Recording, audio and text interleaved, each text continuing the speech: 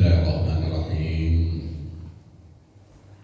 Assalamualaikum warahmatullahi wabarakatuh. Waalaikumsalam warahmatullahi wabarakatuh. Alhamdulillah. Alhamdulillahilladzi nahana 'an ittiba'il hawa. Li'anna al-hawa yudillu as-sahiba 'anil huda wa anal huda hudallahi ta'ala. Asyhadu an la ilaha illallah alladzi amaraka bittaqwa. Asyhadu anna Muhammadan abduhu wa rasuluhu alladzi la yantiqu 'anil hawa in huwa illa wahyu yuha.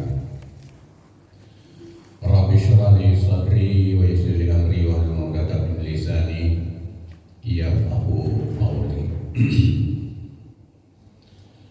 A'udzu billahi minasyaitonir rajim. Inna anzalnahu fi lailatul qadr wa ma adraka ma lailatul qadr. Lailatul qadri khairum min alfi syahr. Tanazzalul malaikatu war ruhu fiha bi izni rabbihim min kulli amr. Salamun hiya hatta matla'il fajr. Shadaqallahu azim. Sama-sama kita hormati pengurus masjid kita, Masjid Soroda Darul Jannah. Seterusnya kepada bapak-bapak, ibu-ibu, serta anak-anak kami yang kami cintai. Terutama dan yang paling utama sekali, kita selalu bersyukur dan berterima kasih kepada Allah, karena sampai saat ini Allah masih memberikan rahmat dan nikmat-Nya yang tak terhingga kepada kita. Terutama sekali nikmat kesehatan dan nikmat kesempatan. Sehat jasmani kita dan sehat pula rohani kita, dan masih diberikan kesempatan oleh Allah kepada kita untuk dapat bernapas dan hidup sampai saat ini. Dan ini merupakan nikmat yang sangat besar sekali Bapak dan Ibu jemaah yang berbahagia. Sehingga dengan nikmat itu kita telah dapat melangkahkan kaki dan mengayunkan tangan dari tempat kita masing-masing. Dengan ringannya badan kita, dengan ringannya hati kita, diberi petunjuk oleh Allah. Mudah kita melangkahkan kaki untuk datang ke tempat yang mulia ini. Bapak dan Ibu jemaah yang berbahagia, kita orang beriman ini diibaratkan seperti ikan di dalam air. Orang-orang kafir, orang-orang munafik itu seperti burung di dalam sangkar. Bagaimana ikan di dalam air? Walaupun dia di dalam air, walaupun dia terkurung, tetapi hatinya merasa senang. Hatinya merasa senang. Dia akan gelisah hatinya kalau dia keluar dari air itu. Bahkan dia bisa mati Bapak dan Ibu jemaah yang berbahagia kalau dia keluar dari air. Begitulah orang beriman. Hatinya akan menjadi tenang, dia akan merasa senang kalau dia berada di rumah Allah ini. Tetapi orang kafir, orang munafik kepada Ibu jemaah yang berbahagia, itu seperti burung di dalam sangkar. Walaupun bagaimana bagusnya sangkar itu, disediakan makanan-makanan yang enak-enak, tetapi dia ingin keluar dari sangkar. Tidak merasa tenang dia di dalam sangkar. Merasa berat hatinya, merasa berat kakinya dan badannya dibawa melangkah ke masjid. Merasa berat. Itulah orang kafir, itulah orang munafik. Sedikit saja ujian dari Allah, diturunkan nikmat oleh Allah, hujan di pagi hari, lebih rancak dinyol lalu bakaruh jasalimu tabah daripada melangkahkan kaki datang ke masjid. Sedangkan kata Rasulullah SAW, 2 rakaat sebelum kita melaksanakan salat subuh itu lebih baik daripada dunia dan segala isinya. Itu yang dikatakan salat fajar tuh. Kita mendirikan salat fajar. Sebelum kita melaksanakan salat subuh, kita salat sunat 2 rakaat terlebih dahulu, yaitu yang dinamakan dengan salat fajar. Lebih baik daripada dunia dan segala isinya. Begitu ringannya kaki kita langkahkan, begitu ringannya badan kita. Tetapi ada juga orang yang berat badannya, ada yang berat hatinya, Pak.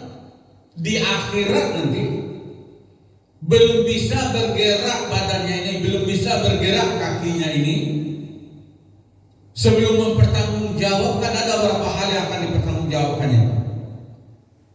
Karena perbuatannya di dunia. Kita di dunia akan dilahirkan dalam keadaan fitrah, dalam keadaan suci, dalam keadaan bersih, dalam keadaan beriman, dilahirkan. Tetapi karena dia tak mempergunakan, tak memelihara kebersihannya, kesuciannya itu, sehingga Bapak dan Ibu jamaah akan dipertanggungjawabkan di akhirat nanti. Merasa berat kakinya itu. Maka dikatakan oleh Rasulullah SAW, la tazulu qadama abdin hatta yus'al an arba'in. Belum bisa bergerak kaki anak Adam ini nanti. Belum bisa berjalan lagi karena beratnya beban yang dipikulnya. Sebelum mempertanggungjawabkan beberapa hal, kata Rasulullah SAW. Di dunia kita diberikan kebersihan oleh Allah, kita kotori.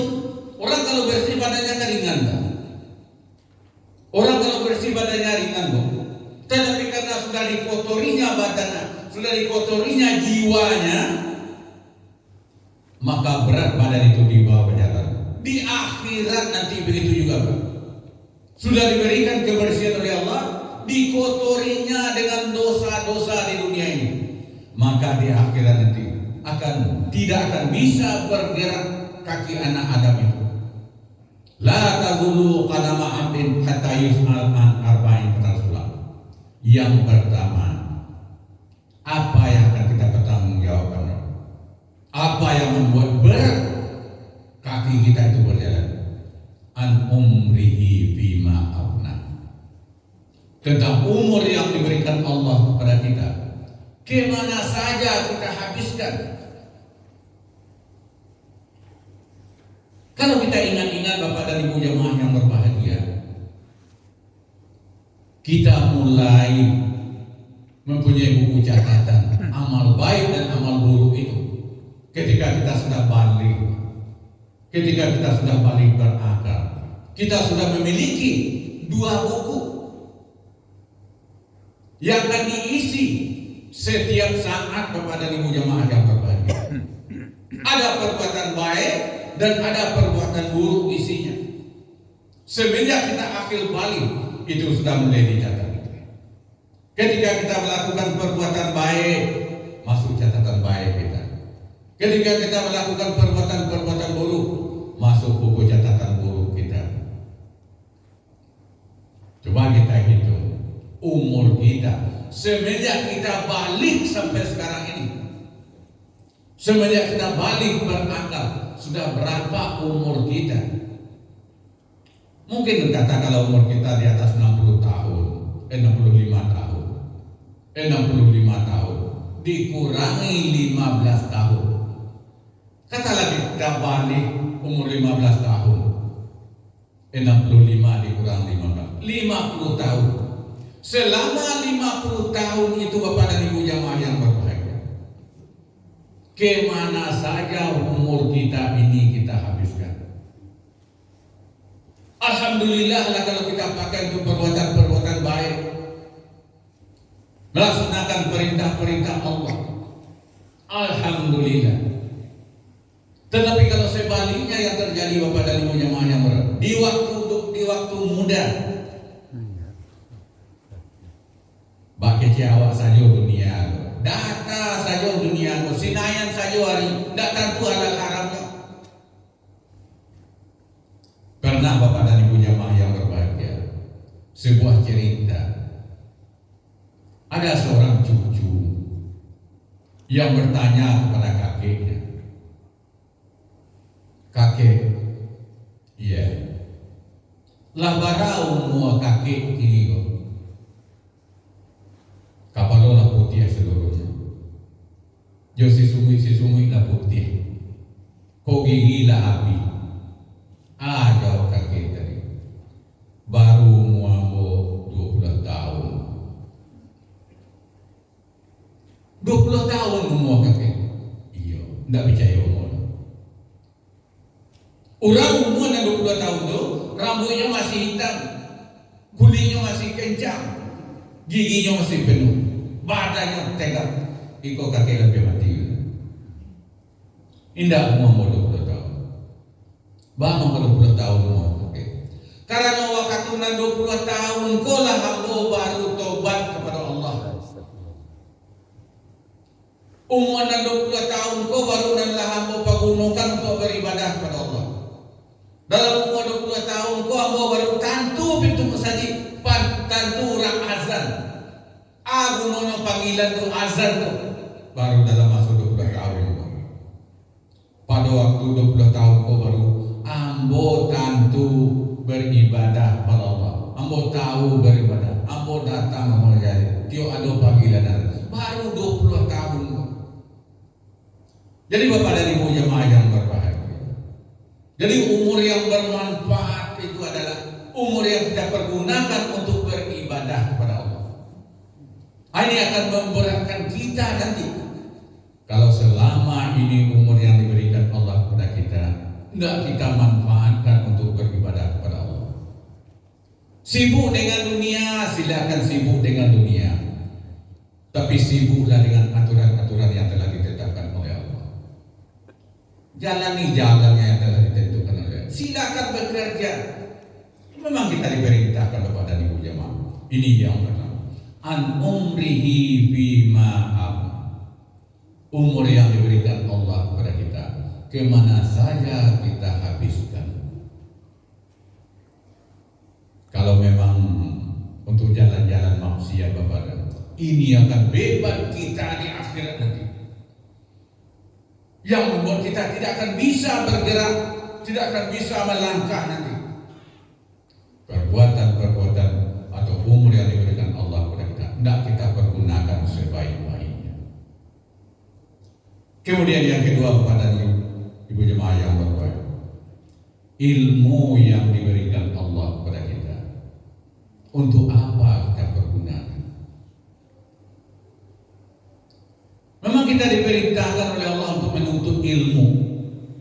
Di dalam agama kita disuruh menuntut ilmu.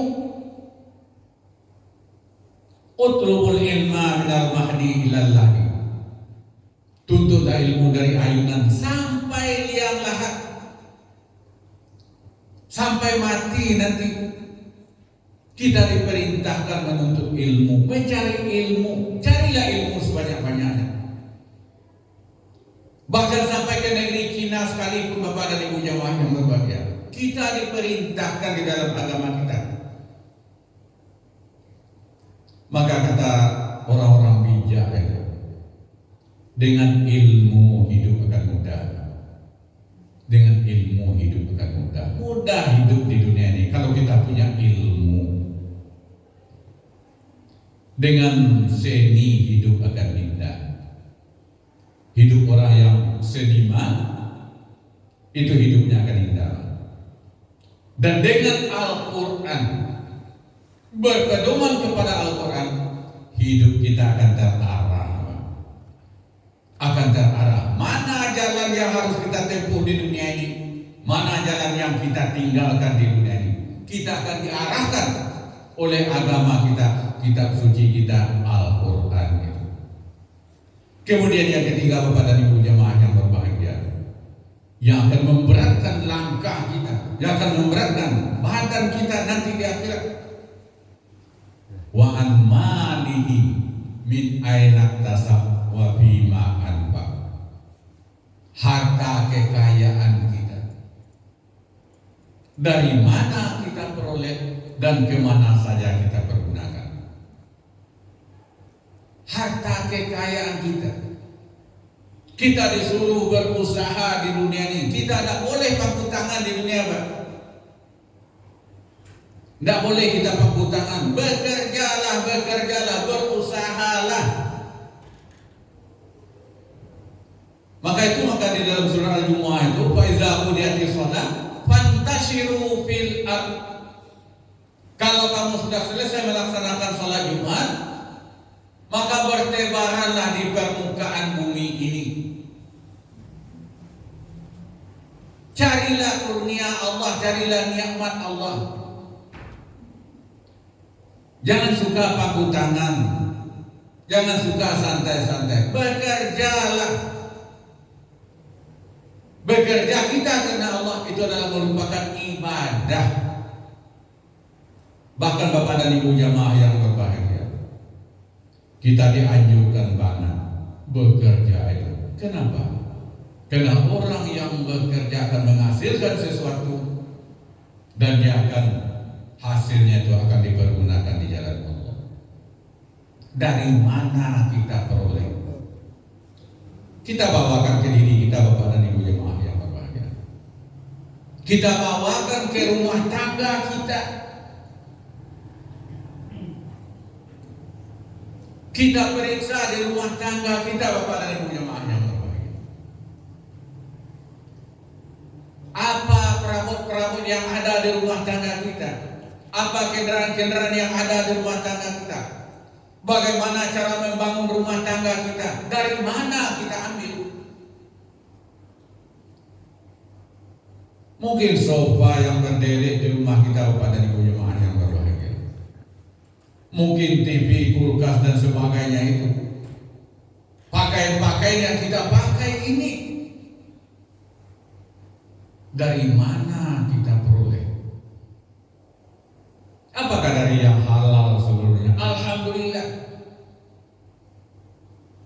Tetapi kalau ada hak orang lain yang tinggal di rumah tangga kita atau yang kita pakai, Bapak dan Ibu jemaah yang itu akan kita pertanggungjawabkan di hadapan Allah nanti. Akan kita pertanggungjawabkan di hadapan Allah nanti. Mungkin rumah yang kita bangun, rumah bagus, tetapi di sana masih ada ongkos atau biayanya untuk tukang yang belum kita bayar, Pak. Atau bahan-bahan bangunannya yang masih hutang kita ke tempat orang menjual bahan-bahan bangunan, tidak lunas, tidak selesai. Nanti akan kita pertanggungjawabkan, Bapak dan Ibu jemaah yang berbahagia. Kalau sudah di akhirat, kemana orangnya akan kita cari lagi, Pak? Sudah di akhirat, kemana orangnya akan kita cari? Yang memasang atap rumah kita itu, kemana akan kita cari di akhirat nanti untuk membayarnya? Semen yang masih tinggal utang kita di sana, kemana akan kita cari, Pak, di akhirat nanti? Jangan akan mencari orang di akhirat di pasar raya saja, Pak. Ladake-dake kari rayu, teman cari kawan awaknya di mana, di pasar raya katanya. Paniau mencari, Pak. Jadi pasar, ya, Pak. Di mall saja ini ya. Kalau ada anak wak pergi ke mall atau orang tuanya pergi ke mall, mencarinya payah di situ. Apalagi di akhirat, Bapak dan Ibu jamaah yang berbahagia, akan kita pertanggungjawabkan dari dunia sampai ke akhirat nanti. Belum lagi, Bapak dan Ibu, masalah tanah, masalah perumahan. Apakah betul tanah yang kita beli itu sesuai dengan panjang-panjang atau batas-batas yang telah ditentukan? Kadang-kadang orang kan dengan mudah, Bapak dan Ibu jemaah, dengan mudah memindah-mindahkan panjang, agak sakit, agak sajangkan, dengan mudah memindahkan, dengan mudah memindahkan itu. Tetangga akan mengecenya dari kecilnya sekali dua kali, bangun di siku panjang pun letaknya bini. Nah besok kan tak di situ dah. Alah pasai yang mengece, lah karya yang liwanya tu. awak tanam yoro. Sampai ke akhirat kita bertanggung jawab kepada ibu jamaah yang berbahagia. Kata Rasulullah SAW, walaupun satu jengkal tanah orang lain yang diambil dengan secara zalim, satu jengkal, berapalah satu jengkal, akan dikalungkan kepadanya 7 lapis bumi, Pak. Sejengkal diambil tanah orang dengan cara zalim, akan dikalungkan 7 lapis bumi. Akan yuk sayangkan tanah orang datang, tentu sampai ke bawah 7 lapis bumi tanahnya diambil, Pak. 7 lapis bumi. Kalau dikalungkan tuh, Pak, tidak ada orang yang pakai kalung sebanyak itu. Sabar itu, Pak. Kalung orang barang-barang kadang 10 HP itu lah bari. Iko 7 lapis bumi, Bu. 7 lapis bumi akan dikalungkan ke lehernya. Kalau lah bumi 7 lapis di belakang kalian itu tidak dikalungkan namanya itu, Pak. Tidak dikalungkan. Lah diimpinya di bumi gara-gara mengambil tanah sejangkar. Tidak masalah saya di dunia. 7 lapis bumi akan main pinya bapak dari ibu jemaah. Gara-gara sakit, kan sakit. Kok patut minta maaf, bisa minta maaf akhirnya. Kok patut dibayar, biarlah dibayar. Oh maaf, tak baik, awak aman dunia akhirat bapak dari ibu jemaah. Kita aman dunia dan akhirat. Apalagi awak dan suku je tanam-tanam juga. Menanam tanam-tanaman di pekarangan awak. Kadang-kadang pekarangan awak gede kan? Tanam di situ. Tanam-tanaman yang tinggi itu. Kayu-kayu itu. Ladaki ke pagar, ladaki ke sepadan. Kama apa rantian itu, Pak? Kama rantian itu. Ambonya tunggal speak saja ditagang kata itu. Kalau tanam-tanaman dan buat tanam, ini pasti buat cabang. Kama cabang itu kapakarangan tetangga. Kepekarangan mengganggu tetangga, mengambil hak tetangga. Lah haknya tuh, lah darunya tuh. Mungkin awak membangun dapur, membuat dapur. Alam menjorok sedikit dapur kan? Tanah orang. Kata tanah tetangga, alam menjorok sakitnya. Ada awak biarlah tidak ada sakitnya. Sakitnya itu nambah bayu pada ibunya. Sakitnya itu nambah bayu. Akan kita bertanggung jawabkan dari dunia sampai akhirat nanti. Akan dicarinya di akhirat nanti. Oh, kok basobok bana di akhirat, Bapak? Basobok bananya di akhirat. Kali bayi bana, awak dah bawa petir, Pak.